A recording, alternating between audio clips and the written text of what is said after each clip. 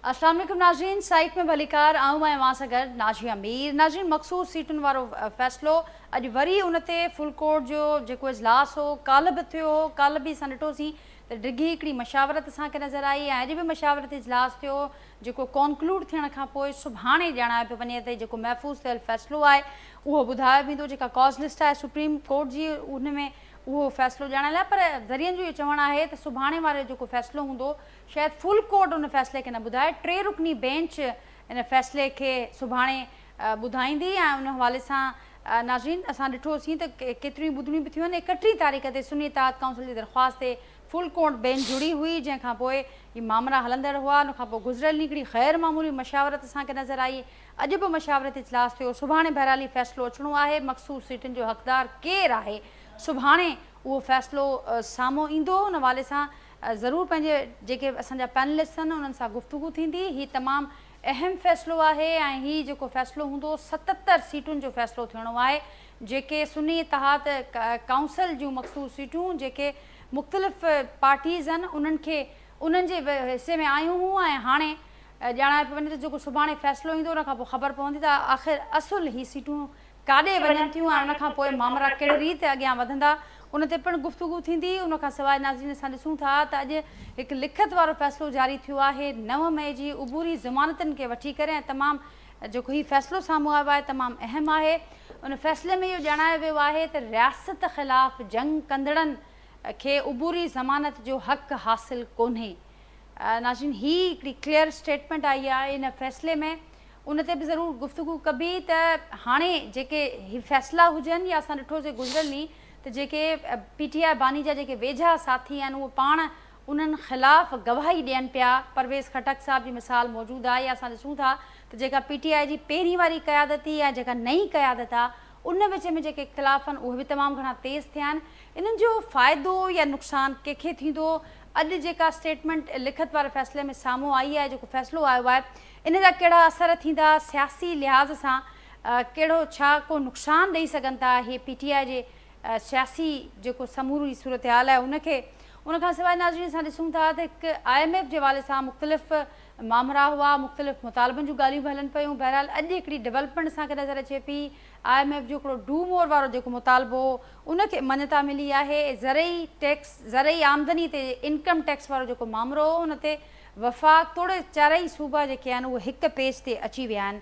ऐं उनखां सवाइ नाज़रीन हिकु ॿी जेका अहम डेवलपमेंट असांखे नज़र अचे पई, गुज़िरियल कुझु वक़्त खां असीं बि तव्हांखे ॿुधाईंदा पिया अचूं ऐं पाण ॾिसो बि था, पढ़ो बि था, ॿुधो बि था त पाकिस्तान पीपल्स पार्टी जेका हिन हुकूमत में हिकिड़ी अहम किरदारु आहे उन पाकिस्तान पीपल्स पार्टी जी हुकूमत जो। ऐं उहा चवंदी आहे त असांजे वोटनि जे सहारो जेको आहे उन ते ई समूरी जेका हुकूमत आहे उहा बीठल आहे।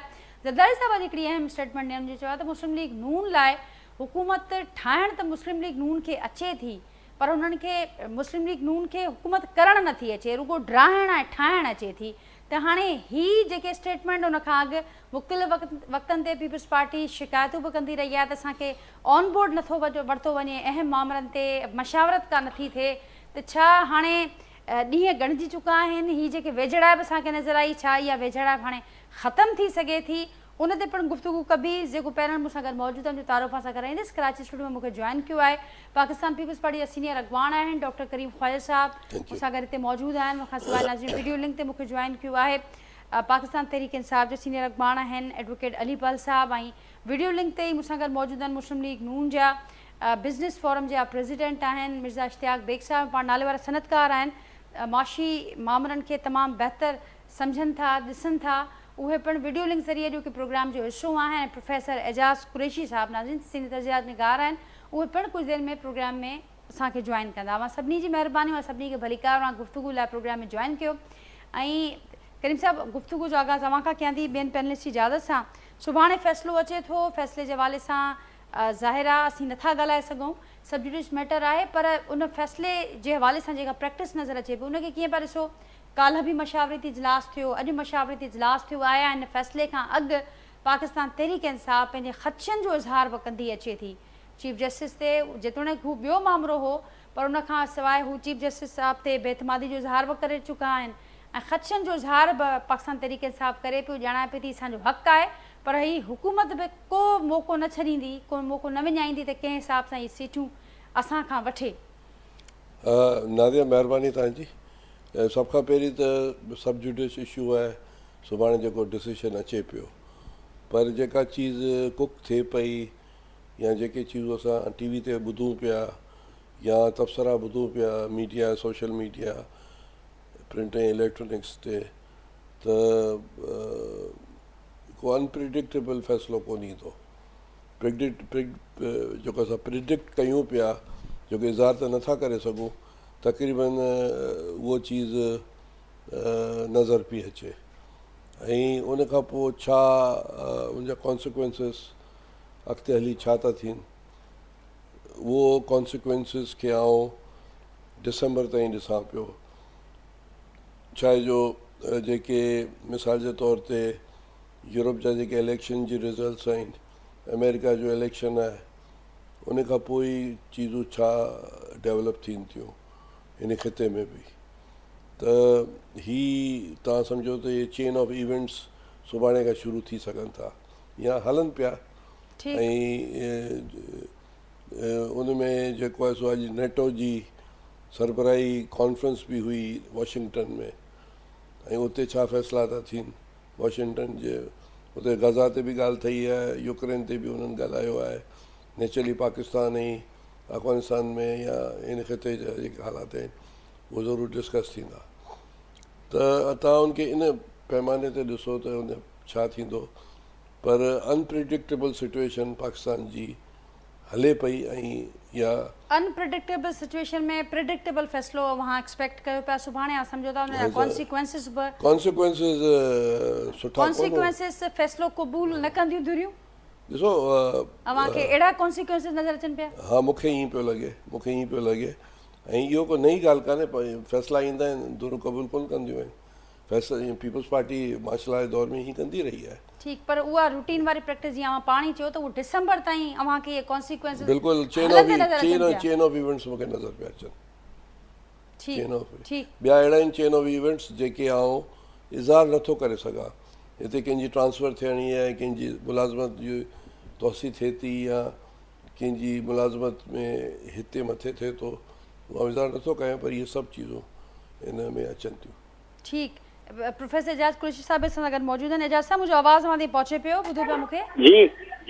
जी एजाज़ साहब, अव्हां कीअं ॾिसो पिया सुभाणे वारो फ़ैसिलो? अहम फ़ैसिलो आहे। 77 सीटुनि जो हक़दार कहिड़ी पार्टी आहे, केरु आहे, उनजो फ़ैसिलो सुभाणे ईंदो। अव्हां कहिड़ा असर ॾिसो पिया? करीम साहब सम्झनि पिया त कॉन्सिक्वेंसिस जेके हूंदा डिसंबर ताईं हलंदे उहे ॾिसनि पिया, चेन ऑफ इवेंट्स हूंदा, ऐं उन सां गॾोगॾु उहे सम्झनि पिया त धुरियूं फ़ैसिले खे क़बूल न कंदियूं। कुझु धुरनि पारां त ख़दशनि जो इज़हार बि थिए पियो। अव्हां कीअं ॾिसो पिया सुभाणे वारी सूरत-हाल खे?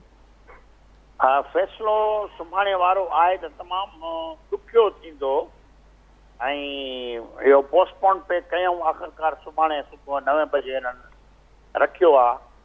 चीफ जस्टिस ॿुधाईंदो फ़ैसिलो, ऐं मां सम्झां थो त फ़ैसिले सां कंहिं बि क़िस्म जी का चङी शइ नज़र नथी अचे। माना जेकॾहिं PTI जे ख़िलाफ़ु फ़ैसिलो आयो त PTI वारा तमामु घणो घोड़ कंदा, ऐं जेकॾहिं उन्हनि जे हक़ में अचे थो त हुकूमत डावांडोल थी सघे थी। काफ़ी जेके आहिनि ते सुवाल उभरनि था त छा थी सघे थो, हाणे ख़बर न आहे असांखे, पर आउं सम्झां थो त फ़ैसिलो थोरो ॾुखियो आहे ऐं लिंगरान थियो आहे। बाक़ी हिन खां पोइ वधीक जेकॾहिं फ़ैसिलो अचे थो हुकूमत जे फेवर में त वरी PTI ज़रूरु अपील में वेंदी, पर जेकॾहिं अचे थो PTI जे हक़ में त वरी हुकूमत जेका आहे सा अपील में वेंदी। त इन करे इहो हिकिड़ो मोझारो पंहिंजी जाइ ते मौजूदु आहे। पर ज़ाहिर आहे एजाज़ साहब, फ़ैसिला कंहिंजे हक़ में हूंदा, कंहिंजे मुखालफ़त में हूंदा, ही त हिकिड़ी प्रैक्टिस आहे। मां सम्झो पिया त ही उन खां पोइ जेको असां तसलसल ॾिसंदा आहियूं त का धुर उनखे न मञे, वरी जॾहिं त लीगली असां ॾिसंदा आहियूं त ऑप्शन्स बिल्कुलु हर पार्टी वटि मौजूदु आहिनि, हर सूरत हाल जा। जी बिल्कुलु इहा ॻाल्हि त आहे, ऑप्शन्स त आहिनि। पोइ हाणे ॾिसूं त कहिड़ो ऑप्शन इस्तेमालु थिए थो। हाणे हींअर त जीअं करीम साहब चयो त अनप्रिडिक्टेबल आहे सूरत हाल, इहा ॻाल्हि बिल्कुलु सही आहे। ऐं सम्झां थो त ख़बर न आहे त छा थींदो कीअं थींदो।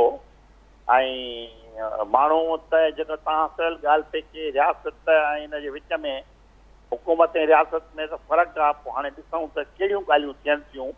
ऐं जीअं मूं अॻु में चयो त PTI बि पंहिंजो हिकिड़ो लाहे अमल रखे थी ऐं उन्हनि वटि बि पब्लिक जी चङी हिकिड़ी सपोर्ट आहे। पर उन्हनि वटि बि ॼणो अली पल साहब वेठो आहे, पर मां सम्झां थो त उन्हनि में बि ॾुफेड़ आहे। उन्हनि जा उहे जेके बहितरीन साथी जेके हिन सां गॾु हुआ 10 साल, उहे उन जे ख़िलाफ़ थी थी रहिया आहिनि। त इन करे इहो बि ॾिसूं त सुभाणे जे फ़ैसिले खां पोइ छा थो थिए। हक़ीक़त में माण्हू हींअर का ॻाल्हि प्रिडिक्ट नथो करे सघे इमीडिएटली सुभाणे छा थींदो। पर असां we are keeping fingers cross त सुभाणे 9 बजे खां पोइ ॾिसूं सूरत हाल कहिड़ी। ठीक, पर करीम साहब इहो चवनि था त सूरत हाल ज़रूरु अनप्रिडिक्टेबल आहे, पर फ़ैसिलो अनप्रिडिक्टेबल कोन्हे। फ़ैसिलो प्रिडिक्टेबल आहे, त फ़ैसिलो करीम साहब कंहिंजे हक़ में थींदे अव्हां एक्सपेक्ट कयो पिया? ऐं अगरि कुझु चई छॾिया वरी मूं ते उहो लॻी वञे छा इहो अदालत तरफ़ां। पर कॉन्सिक्वेंसिस वारी ॻाल्हि अव्हां कई त मां अंदाज़ो थिए थो त अव्हां हुकूमती फेवर में फ़ैसिले खे सम्झो पिया या एक्सपेक्ट कयो था? डिवाइडेड वर्डिक्ट पियो ॾिसां। डिवाइडेड वर्डिक्ट पिया ॾिसो। ठीकु, ऐं उहा असांखे सूरत हाल नज़र बि आई आहे। असां ॾिठो आहे त नाज़रीन डिवाइडेड जेका सूरत हाल आहे उहा असांखे नज़र आई आहे। अलीपल साहब पाण हिन फील्ड सां लाॻापियल बि आहिनि। अलीपल साहब अव्हां छा पिया एक्सपेक्ट कयो ऐं सुभाणे वारी सूरत हाल खे वठी करे अव्हां बि को डिवाइडेड वर्डिक्ट एक्सपेक्ट कयो पिया? ऐं फ़ैसिलो जेको मुख्य सवाल हूंदो त छा PTI खे क़बूल हूंदो सुभाणे वारो फ़ैसिलो? नाज़िया, जेकॾहिं फार्मूला मैथमेटिक्स वारा लॻाइजनि ऐं जीअं असां लॉ खे पढ़ियो आहे, लीगल प्रिंसिपल्स आहिनि त 2 ऐं 2 4 थींदा आहिनि ऐं 4 ऐं 4 8 थींदा आहिनि, पोइ त फ़ैसिलो असांजे अॻियां पियो आहे। ऐं उहो फ़ैसिले जा उन जा 3 रुख आहिनि। भले असांजा सीनियर दोस्त आहिनि ख्वाजा साहब, एजाज़ कुरैशी साहब, बेग साहब वेठा आहिनि।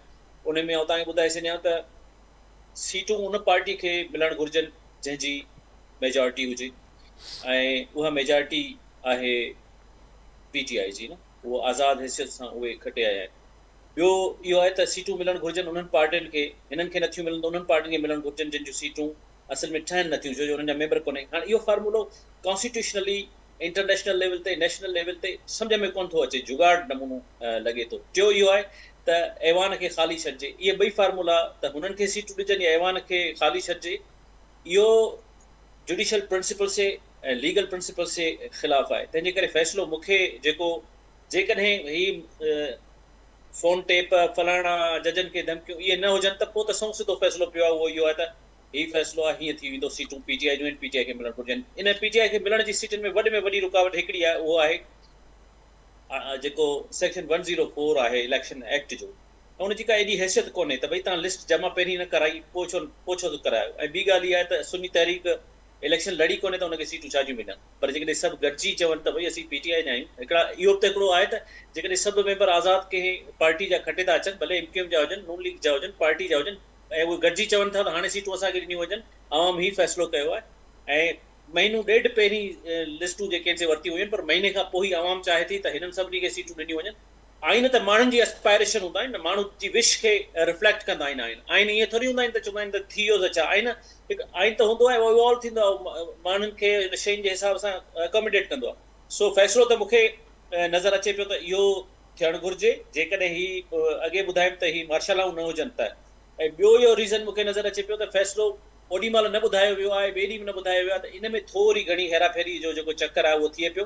पर मूंखे लॻे थो उहो हिननि खां मैनेज न थी सघंदो। हाणे हिन सां कहिड़ो पहाड़ टुटंदो उन जो मां तव्हांखे ॿुधाए छॾियां त जेकॾहिं ही खुली चवनि था, ऐं आउं घटि में घटि पीपल्स पार्टी मां त इहा उमेद रखां थो त हू इन्हनि सभिनी जी जेको आहे सो मारियल तंज़ीम आहे, इस्टेब्लिशमेंट इनखे तमामु घणो शहीदनि जो वॾो तादाद हिन तरफ़, उहा पार्टी त घटि में घटि खुली चवंदी त बाबा सीटूं जिन जूं आहिनि जमहूरियत उन्हनि खे आहिनि। नून लीग बि इन्हनि शयुनि मां गुज़री चुकी आहे। ऐं हींअर जेको फार्मूलो आउं ॾिसां पियो त उहो आउं तव्हांजे साम्हूं थो पेश करियां त हिकिड़ी शइ खे बचाइणो आहे। जेका नवाज़ शरीफ़ ऐं बेनज़ीर साहिबा पाण में फार्मूलो तय कयो हो मीसा के जमहूरियत, उन जमहूरियत ऐं मीसा के जमहूरियत जो क्रक्स इहो आहे, 2 पॉइंटूं आहिनि त कंहिं इस्टेब्लिशमेंट जे माण्हू खे इहा मदाख़लत न करणु ॾिनी वेंदी जमहूरियत में, ऐं जमहूरी खे ॻाहाईंदड़ जो साथ न ॾिनो वेंदो। इहे 2 पॉइंटूं जेके आहिनि उहे हींअर इमरान ख़ान चवे पियो त उहे थियणु घुरिजनि।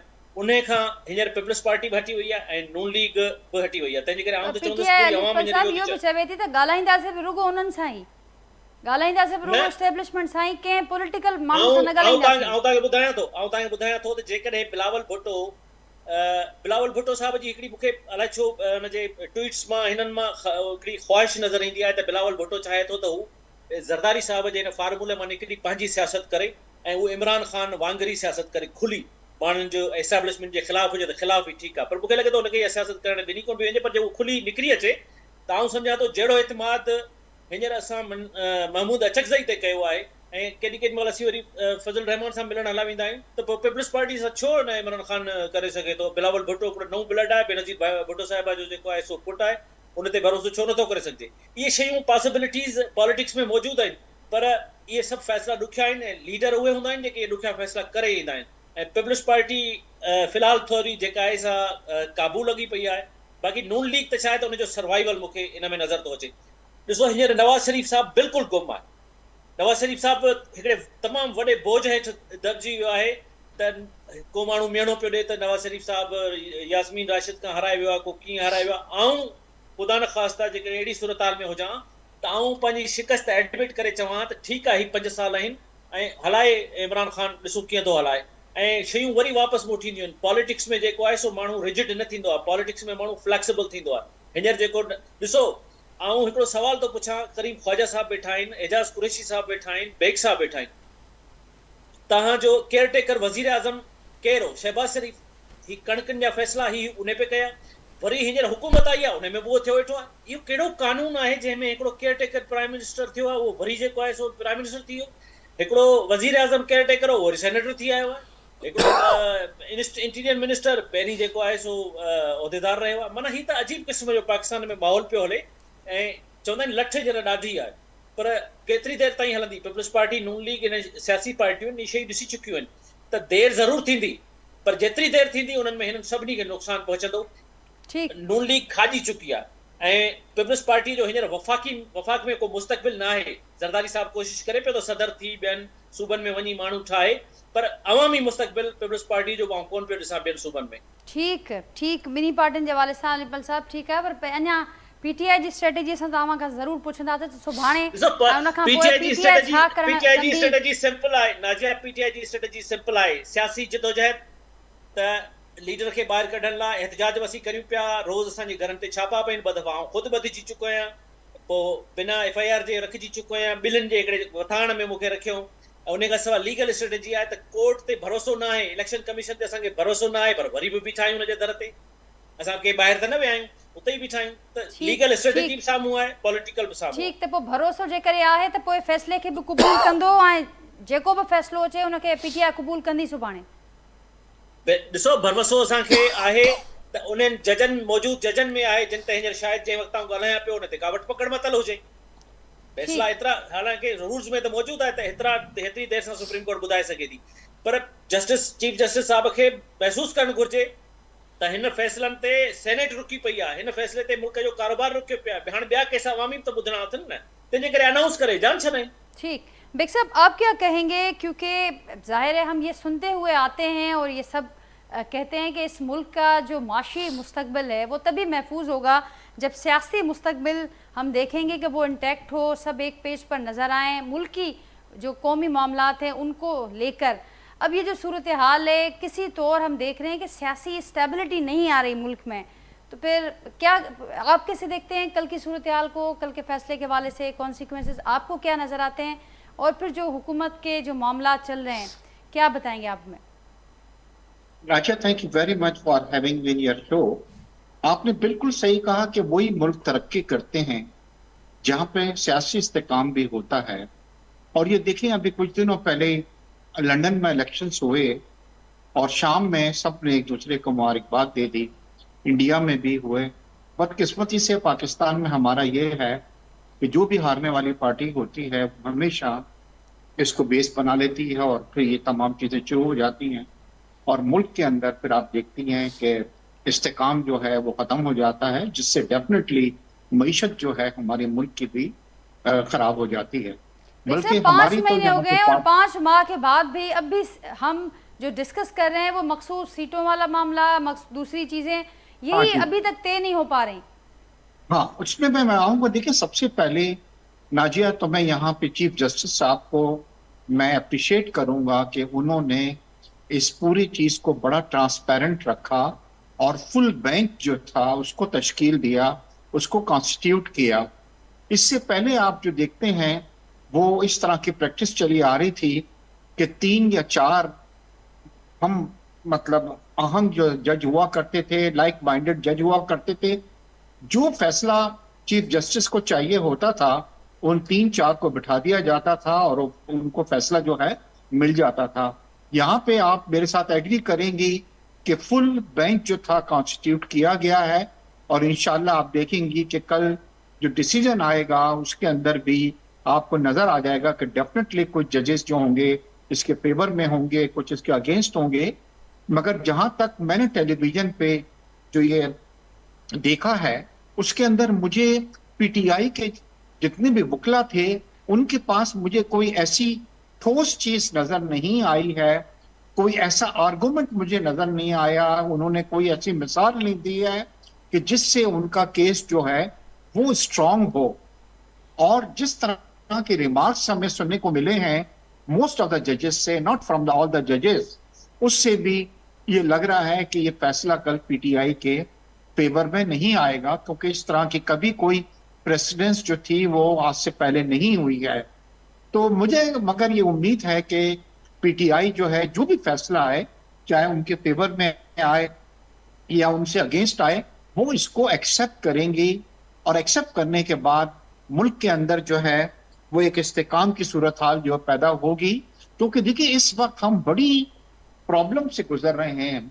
Last year Pakistan was about to default, इस बार यह है कि हमारी हालत उससे बहुत अच्छी है और इंशाल्लाह इस महीने फाइनेंस मिनिस्टर ने यह कहा है कि आईएमएफ का जो मुआहदा है वो तय पा जाएगा और उसके बाद बेहतरी आएगी। और इन्फ्लेशन जो है जो नए बजट में रखा गया है 12%, जब हम उस वो दूसरों को भी उसके अंदर मिलेंगे। देखिए अभी संडे को प्राइम मिनिस्टर साहब कराची आए थे और पूरे जी बेग साहब, जितनी मेहनत शहबाज शरीफ साहब कर रहे हैं मैंने किसी प्राइम मिनिस्टर को इतनी मेहनत करते हुए नहीं देखा। हालांकि संडे का दिन था, वो चाहते तो रेस्ट भी कर सकते थे, वो आए और मेरी टाइम के हवाले से यहाँ पे मीटिंग्स हुई और पहली बार उनको मैंने बहुत नाराज भी देखा कुछ अपने मिनिस्टर्स के ऊपर। और कल आपने देखा होगा कि उन्होंने बड़े साफ लफ्जों में ये अपने मिनिस्टर को कह दिया है कि आप लोग अगर मेहनत नहीं कर सकते, डिलीवरी नहीं दे सकते, आवाम के लिए बेहतरी नहीं ला सकते, तो आप लोग घर चले जाए। लेकिन तो बेग साहब, कभी मैंने इतनी मेहनत के बावजूद इत्तेहादी कोलिशन पार्टनर्स खुश नहीं हो रहे। ज़रदारी साहब कहते हैं कि हुकूमत बना लेती है नून लीग और उनको गिराना भी आता है लेकिन उनको चलाना नहीं आती हुकूमत। देखिए नाजिया, चलाने की बात ये नहीं है। ये बजट जो इस वक्त आया है जिसके ऊपर काफी जो है क्रिटिसिज्म हो रहा है, ये कोई पाकिस्तान मुस्लिम लीग नून ने नहीं बनाया है। प्राइम मिनिस्टर बड़ा क्लियरली ये कह चुके हैं कि ये बजट आईएमएफ के साथ बैठ के बनाया गया है और आईएमएफ जो है जब अगर हमें उनसे मुआहदा करना है तो हमें उनकी डिक्टेशंस जो है वो एक्सेप्ट करनी पड़ती है। मगर एक इसमें अच्छी चीज ये है, पॉजिटिव चीज ये है कि प्राइम मिनिस्टर साहब ने भी और फाइनेंस मिनिस्टर साहब ने भी ये कह दिया है कि ये पाकिस्तान का आखिरी आईएमएफ का जो है प्रोग्राम होगा और इंशाल्लाह इसके बाद हम कभी आईएमएफ के पास नहीं जाएंगे। और जब आप आईएमएफ के साथ मिलकर बजट नहीं बनाएंगे, उनसे कंसल्टेशन नहीं करेंगे, उनकी बातें नहीं मानेंगे, उनकी डिक्टेशन नहीं लेंगे, तो डेफिनेटली फिर इतने ज्यादा टैक्सेस जो हैं हम अपने अवाम पे नहीं लगाएंगे। ठीक बेग मगर साहब, इसी बात से फिर आगे बढ़िएगा इसी बात पर, क्योंकि जो आपके साथी हैं, जो आपके इत्तेहादी हैं, उनको इस बात पर तो कोई एतराज़ नहीं है और सब समझते हैं कि आईएमएफ का प्रोग्राम इस वक्त नागुज़ीर है मुल्क के लिए। लेकिन वो ये कह रहे हैं कि जो एक मशावरत का एक बड़ा इंपॉर्टेंट एलिमेंट होता है वो मिसिंग है सारी प्रैक्टिस में। और सेकेंडली जो आपने जिक्र भी किया कि अब जो ये सिचुएशन है, आपने बताया कि आने वाले दिनों में अब भी और भी मज़ीद सारे मामलात होंगे, तो ये कब इसका हमें इम्पैक्ट नज़र आएगा आवाम के लिए? नहीं जी, देखिए मैं ये सोच रहा हूँ कि हमारी मईशत अब बेहतरी की तरफ जा रही है। आपने देखा है कि माशाल्लाह सबसे बड़ी चीज इस बार 9 ट्रिलियन जो उसका हदफ जो है एफबीआर ने हासिल किया है, जो पाकिस्तान की तारीख में आज तक कभी नहीं आया था। कल ही मैं पढ़ रहा था कि पाकिस्तान की तारीख में सबसे ज्यादा रिमिटेंसेस जो हैं वो इस बार मुल्क को मौसूल हुई हैं। और सबसे बड़ी चीज एक इकोनॉमी में कहलाती है करंट अकाउंट डेफिसिट, जो इमरान खान की हुकूमत के जमाने में 25 से 30 बिलियन डॉलर पे पहुंच गया था, वो लास्ट ईयर जो है हमारा वो $500 million आया है। तो मेरे ख्याल से देखिए टफ फैसले जरूर हुए हैं, हम सब ने नाजिया मुश्किल हालात को फेस करना है, मगर मुझे पूरी उम्मीद है इंशाल्लाह आने वाले वक्त में आप देखेंगे कि इसके सम्राट जो हैं वो आवाम को मिलेंगे, चीजों में बेहतरी आएगी।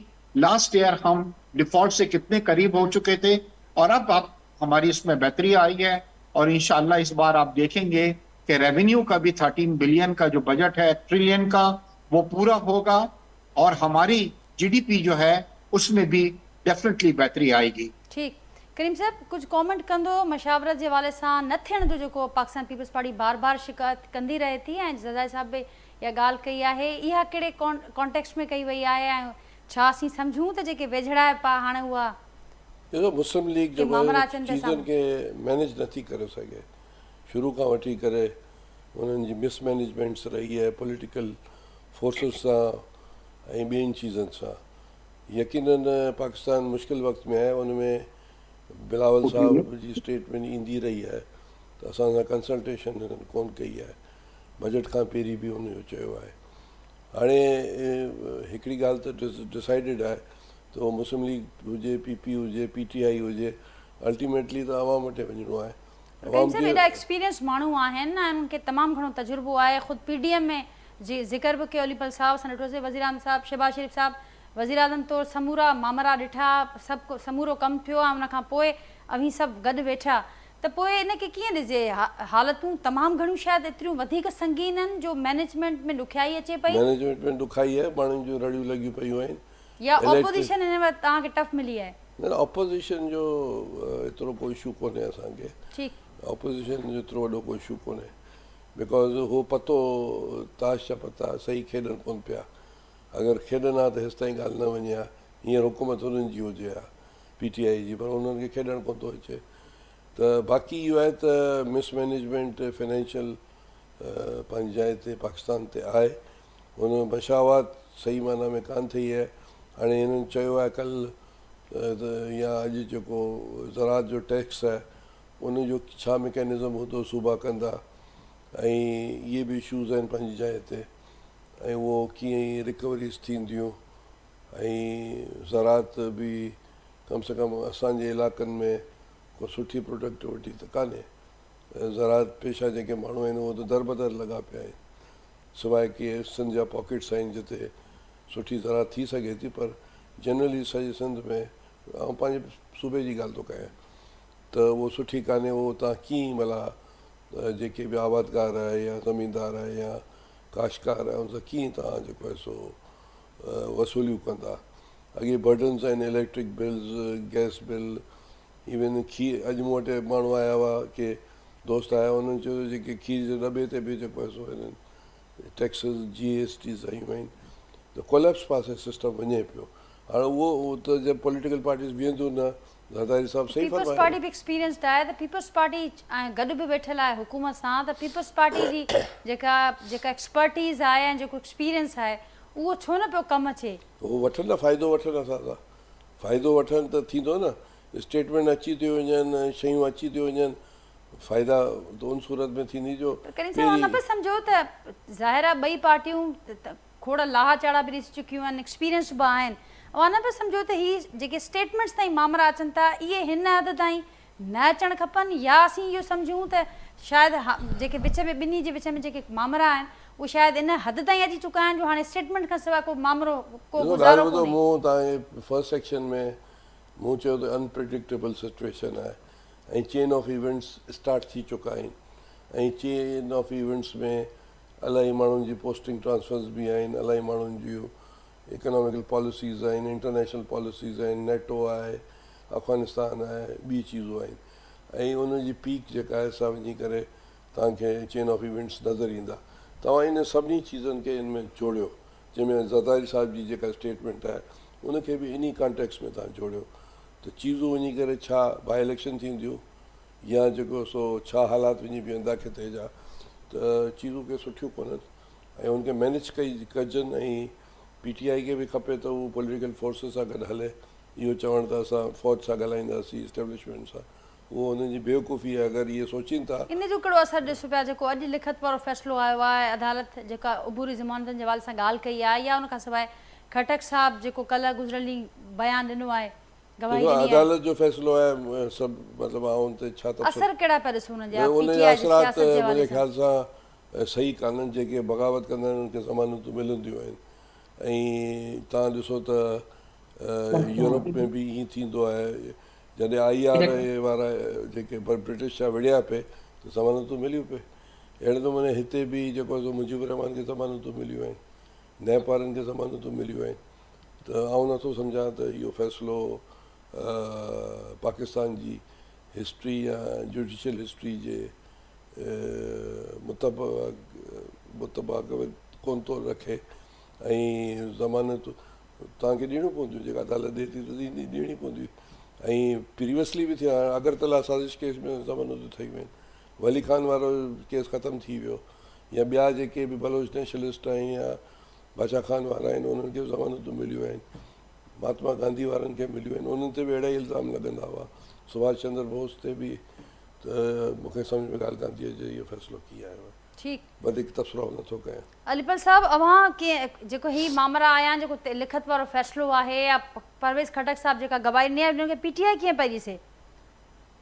ॾिसो, अॼु जेको जज साहिब जो फ़ैसिलो आयो आहे, उहो फ़ैसिलो ज़मानत वारी ॻाल्हि पिया करियो मुंहिंजे ख़्याल में। तव्हां ऑनेस्टली ॿुधायां थो, जेकॾहिं इहो फ़ैसिलो मुस्लिम लीग नून जेके माण्हू लाइ अचे हा या PP वारे लाइ, ऐं त आउं उन ते एज़ अ लॉयर इहो कमिट करियां त जॾहिं बि बेल ॾिनी वेंदी आहे त जज उन ते कमिट न कंदो आहे बेल ॾियण वक़्तु। हू फ़क़ति मेरिट ॾिसंदो आहे त बेल ॾियण महिल ही बेल जो हक़दार आहे या न आहे। हू केस ते कमिट न कंदो आहे।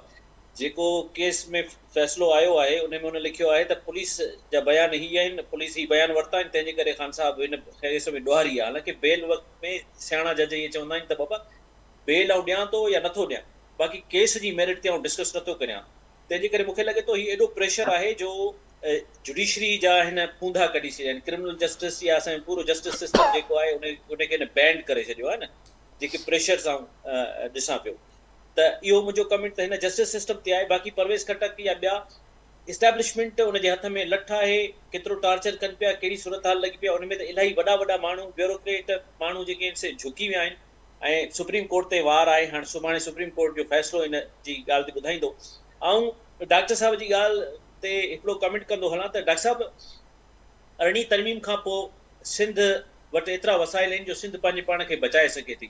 पर तव्हां ॿुधो हूंदो त टियों ॾींहुं नौशर फ़िरोज़ में हिकिड़े हमरा पंहिंजी धीअ खे दफ़न कयो आहे। जॾहिं हुनखां पुछियो वियो त पुलिस झले पुछियो त छो, त हुन चयो त मूं वटि खे चयूं त तूं इलाज लाइ हिनखे खणी वञ हैदराबाद, मूं वटि पैसा कोन आहे। इहो को हेल्थ जो हाल न आहे, लोकल गवर्नमेंट जो आहे। आउं चवां थो असांखे तव्हां छॾियो, असीं PTI वारा आहियूं, सिंध में रहूं था, असीं रड़ियूं सियासी तौर ते पिया करियूं। तव्हां पंहिंजा ई वफ़द वठी ऐं शहदाद कोट ताईं इहे इलाइक़ा ॾिसी अचो। कुझु इलाइक़ा सरदारनि जे वर चढ़ियल आहिनि, कुझु इलाइक़ा जेके अथसि धाड़ेलनि जे वर चढ़ियल आहिनि। माण्हुनि वटि इलाज जी सहूलियतूं कोन्हे, अटे में फाथा पिया आहिनि। कारूंझर जो इशू जेको आहे उहो पीपल्स पार्टी प्रॉपरली हैंडल कोन पई करे सघे। हिकिड़ो नंढिड़ो सूबो आहे जंहिंमें 30 डिस्ट्रिक्ट्स आहिनि, उनमें तव्हांखे माण्हू ई 100 खपनि गवर्नेंस हलाइण लाइ। ऐं वरी अचूं था नून लीग लाइ। नून लीग खां पहिरीं ॻाल्हि त टैग त फुरिजी चुको आहे फेडरल जेको पार्टी जो न।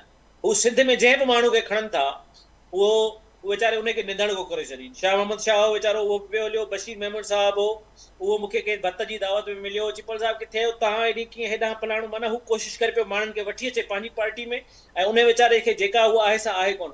सो असुल ॻाल्हि इहा कंदुसि त जेसिताईं तव्हां मां सभु पार्टियूं, उन में PTI बि अची वई हली, सभु अवाम जी जेके एस्पायरेशन्स आहिनि उन्हनि खे न ॿुधंदासीं, गवर्नेंस ते तवजो न ॾींदासीं। मोहम्मद ख़ान जुनेजे जे वक़्त में चवनि था, मोहम्मद ख़ान जुनेजे साहब वज़ीर आज़म हाउस में संदसि भेण अदी फिज़ा मूंखे ॿुधायो त ग्रीन टी ऑफर थींदी हुई। ऐं उते हींअर ख़र्च केॾा वधी विया आहिनि जो ज़रदारी साहिबु जेको आहे सो करोड़ो रुपयनि जूं गाॾी पियो वठे। छा ही मुल्क एतिरो अफोर्ड करे थो जो ज़रदारी साहिबु बगी में ईअं घुमे? ज़रदारी साहिब खे त ईरान जे प्रेसिडेंट वांगुरु हीअं अची कालीन ते वेही विहाणो रखी वेही रखणु छॾे त बाबा एतिरो अफोर्ड ई कोन थो करे सघां। ऐं सिंध जी सूरत हाल मूंखां वधीक ख्वाजा साहिबु पाण ॼाणे थो। ऐं इहा सूरत हाल ख्वाजा साहिब खे या ॿियनि सभिनी जेके बि वर्कर माण्हू आहिनि बेनज़ीर भुट्टो साहिब सां रहिया आहिनि उहो उनखे कन्वे करणु घुरिजे। अॼु मूं बेनज़ीर साहिबा जी हिकिड़ी वायरल थी आहे वीडियो सोशल मीडिया ते, उनमें बेनज़ीर साहिबा चवे पई त जॾहिं आउं जेल में हूंदी हुअसि त मूं जेलर खे चयो त मूंखे रुॻो ॿाहिरि कढ त आउं पंहिंजे उन सां माउ सां या उन सां मिली वठां। ऐं बेनज़ीर साहिबा उन वीडियो में रोए पई। हाणे इहा हालत उन जमहूरी लीडर जी आहे जेका जेल में वाड़े छॾियूं। अॼु उहा साॻी सूरत हाल जेका आहे सा इमरान ख़ान जी आहे। ऐं पार्टियूं जेके बि असांजूं आहिनि उन्हनि ते सभिनी जा जेके आहिनि चप उहे सिबिया पिया आहिनि। घटि में घटि वर्कर्स त निकिरी अचनि ऐं प्रेशर विझनि पंहिंजी लीडरशिप्स ते त कुझु पाए। इमरान ख़ान आहे, नथो वणे असांखे, असीं नथा वणूं, पर जमहूरी प्रैक्टिसिस त कंदो। जमहूरियत जो सफ़ा तव्हां जेको आहे सो नाले में जमहूरियत खे अलविदा चवंदो। इहा सूरत हाल रही त पोइ पंहिंजा वेझा साथी आहिनि जेकॾहिं उहे बि मुखालिफ़ थी बीहनि त उन्हनि खे पोइ छा चवंदो?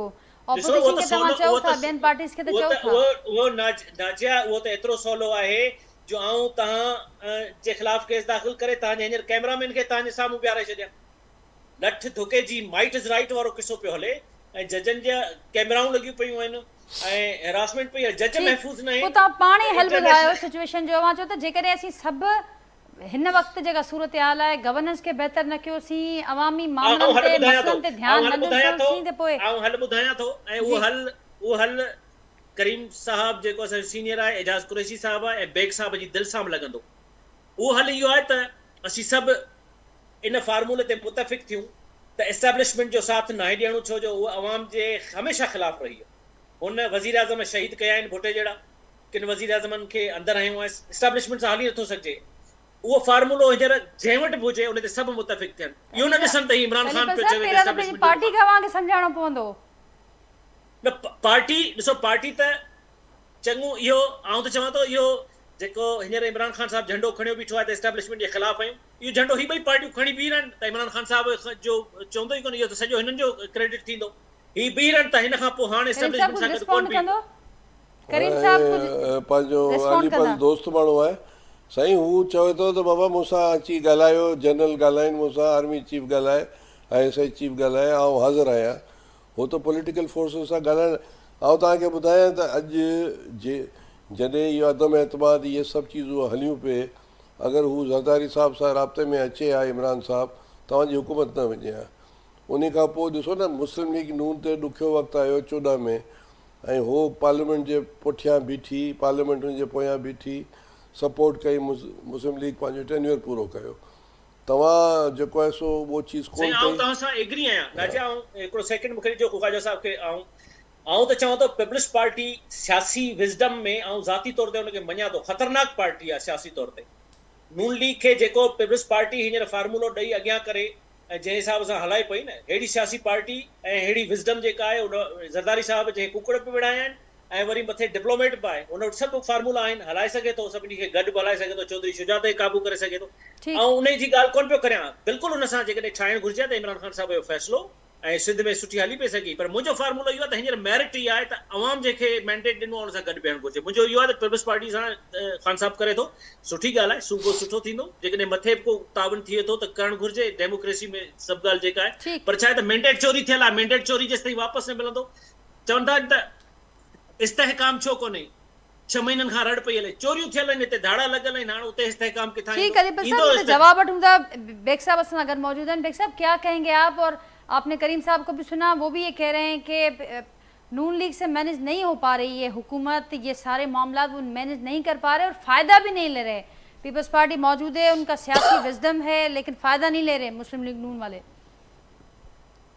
देखिए, ऐसी बात नहीं है, बड़ी अच्छी अंडरस्टैंडिंग है और मुझे खुद इस बात का इल्म है कि बजट के बाद जब एक थोड़ी सी प्रॉब्लम्स क्रिएट हुई थी, इसके बाद शहबाज शरीफ साहब भी और बिलावल भुट्टो साहब भी मिले और जो गलतफहमियां थी वो उनकी दूर हुई हैं और कई मामलात के अंदर मुशावरत जो है वो हो रही है हर चीज़ों पे। यही वजह है कि पीपल्स पार्टी ने फिर बाद में जब उन्हें पता लगा कि ये क्या वजह से मतलब बजट जो है इस बार आया है, तो उन्होंने फिर साथ दिया और बजट को उन्होंने अप्रूव करवाया। और जहां जहां उन्होंने कहा कि अगर कुछ हो सकता है तो वहां पे हुकूमत ने उसमें कुछ रियायत की है टैक्सों में। लेकिन अजय, हमारी सबसे बड़ी प्रॉब्लम ये नहीं है कि कौन मैनेज कर रहा है हुकूमत को, इस नून लीग कर रही है, पीपल्स पार्टी कर रही है। हमारी सबसे बड़ी प्रॉब्लम ये है कि पाकिस्तान की 50% से ज्यादा हमारी जो इकोनॉमी है अनडॉक्यूमेंटेड है। यानी कि आपको जो इकोनॉमी ये नजर आ रही है, इससे बड़ी इकोनॉमी अनडॉक्यूमेंटेड है। और हमेशा आईएमएफ ये कहता है कि जी आप उन लोगों को टैक्स नेट में लें, जिनको हम कहते हैं कि जब हम उनको टैक्स नेट में लेते हैं और सख्त फैसले करते हैं तो डेफिनेटली वो चीजें लोगों को अच्छा नहीं लगती और वो फिर उसको क्रिटिसाइज करते हैं और उसको कहते हैं कि यह हमें एक्सेप्टेबल नहीं है। अच्छा, ज्यादातर हुकूमतें ये फैसला करने से अवॉइड करती हैं, सख्त फैसले करने से, क्योंकि ये उनकी अनपॉपुलरनेस उनकी शो करता है।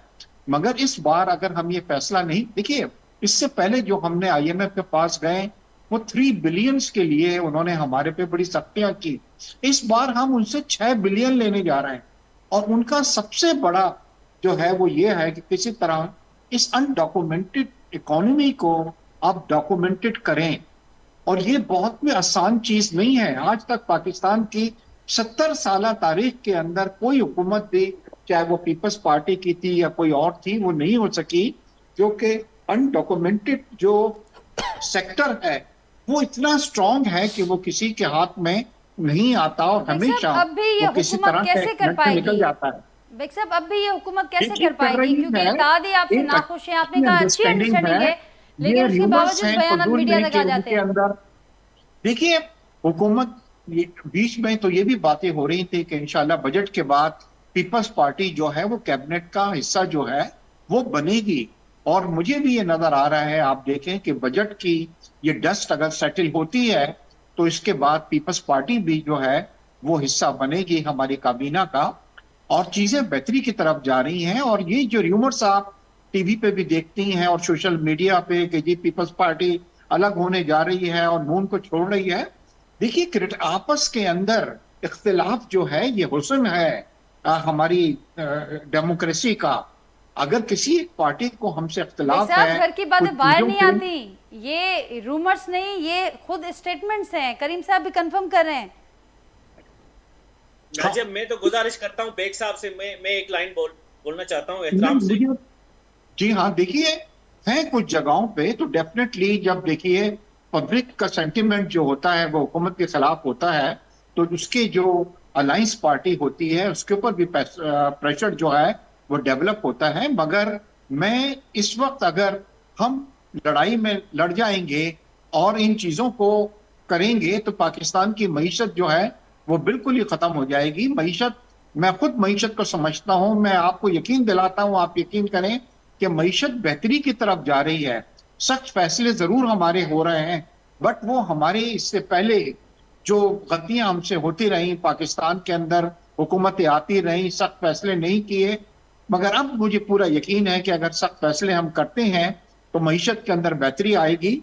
और ये गलतफहमियां भी जो दो हैं पीपल्स पार्टी और नून के दरमियान, आप देखेंगे कि इंशाल्लाह वो भी बहुत जल्द खत्म हो जाएंगी। ठीक ठीक, अलीपल साहब कोई कमेंट मांगो। नाजिब, मैं ये जो बात कर रहे हैं ना बेग साहब और ख्वाजा साहब की आपस में इनकी लड़ाई, हम इसको डोमेस्टिक वायलेंस कहते हैं। कि घर में जो बीवी बच्चे लड़ रहे होते हैं ना, ये अच्छी चीज नहीं होती। हस्बैंड और बीवी के दरमियान जो झगड़ा होता है, ये अच्छी चीज नहीं होती, इसको डोमेस्टिक वायलेंस कहते हैं और ये अच्छी बात नहीं है। कल मैं एक शो में मंदोखेल साहब जो पीपल्स पार्टी से हैं उनके साथ बैठा हुआ था, उनका जुमला मुझे याद है। वो कह रहे थे कि जिसको वजीर आजम बनाया गया है उसको तो वजीर आजम उसका भाई भी नहीं बनाना चाहता था और पीपल्स पार्टी ने उसको जो है वो बनाया है। इसका मकसद है कि ये एडहॉक जो सिस्टम ये चला रहे हैं वो सही नहीं है। और पीपल्स पार्टी जो है, जिस तरह मैंने पहले कहा कि कितनी चालाक तंजीम है कि वो अपना उल्लू जो है वो सीधा करना चाहती है। और नवाज जो नून लीग है बड़ी इनोसेंट तंजीम है और ये सारे ओहदे जो हैं वो उन्होंने वो रख लिए हैं जिस पे इल्जाम मुस्तकबिल में अभी कोई नहीं आना। 6 महीने या साल जो भी इनका गुजरेगा, सारी जो अवाम का गुस्सा होगा वो नून लीग पे ही होगा। ठीक, अलीपल साहब प्रोग्राम जो वक्त पूरो थियो को वन लाइन एड कंदो करीम साहब। न यो मुझे ये इल्जाम पीपल्स पार्टी मत लगंदा रहा है। मकसद ये है कि चेन ऑफ इवेंट्स और अनप्रेडिक्टेबिलिटी वाली सिचुएशन स्टार्ट है और इसकी पीक जो है आप दिसंबर जनवरी में देखेंगे